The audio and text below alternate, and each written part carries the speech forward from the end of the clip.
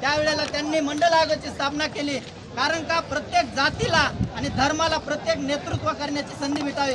मग ती नेतृत्व हे नौकरांमध्ये असेल, ते प्रतिनिधीमध्ये असेल, स्थानिक स्वराज्य संस्थांमध्ये असेल, हे प्रत्येक ठिकाणी नेतृत्व करण्याची संधी भेटावी याच्यासाठी मंडल आयोगाची स्थापना केली।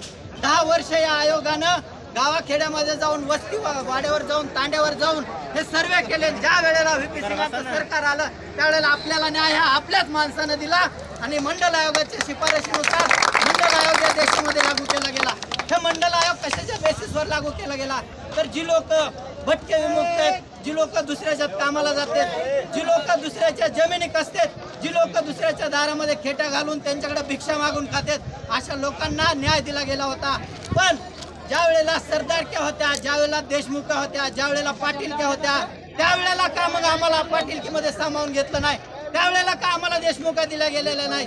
त्यावेळेला का आम्हाला सर्वसामान्यासारखं तुम्ही वागून घेतलेलं नाही? ही आमचं आता कुठं आमची पोरं शिकायला लागलेत, आमची कुठं पोरं आता IAS होत आहेत, आमची कुठं पोरं आता IPS होत आहेत, हे तुम्हाला देखवत नाहीये।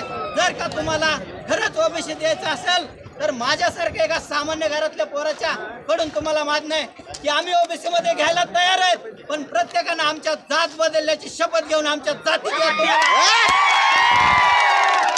आरक्षण हवंय ना, जात बदलून या, पण तुम्हाला तुमची जहागिरी, पाटीलकी, सरदारकी सोडायची नाही। सांगताना देशमुख आहेत, आरक्षणासाठी कुणबी आहेत, लग्नासाठी पाटलं तुम्ही। अरे एवढं जातीवाद सहन करायचंय? आज जर का आमचे मायबाप बघितले तर पिढ्यानं पिढ्या यांच्या घरामध्ये खसण्यामध्ये गेलेल्या आहेत, कुणबिकी करण्यामध्ये गेलेल्या आहेत। हे सगळं असताना ज्या वेळेला गोपीनाथ मुंडेंनी पुढं होऊन कुठं ओबीसीचा मुख्यमंत्री करण्याचं ठरवलं त्यावेळेला सध्या महाराष्ट्रामध्ये विरोध झालेला होता। आज राजकीय आरक्षणावरती गदा आहे। तुम्हाला सरपंच होता येणार नाही त्या काळामध्ये। तुम्हाला जर का सरपंच झालं तर त्यांचे ज्या ठिकाणी जास्त लोक आहेत त्या ठिकाणी त्यांचा सरपंच झाल्याशिवाय राहणार नाही।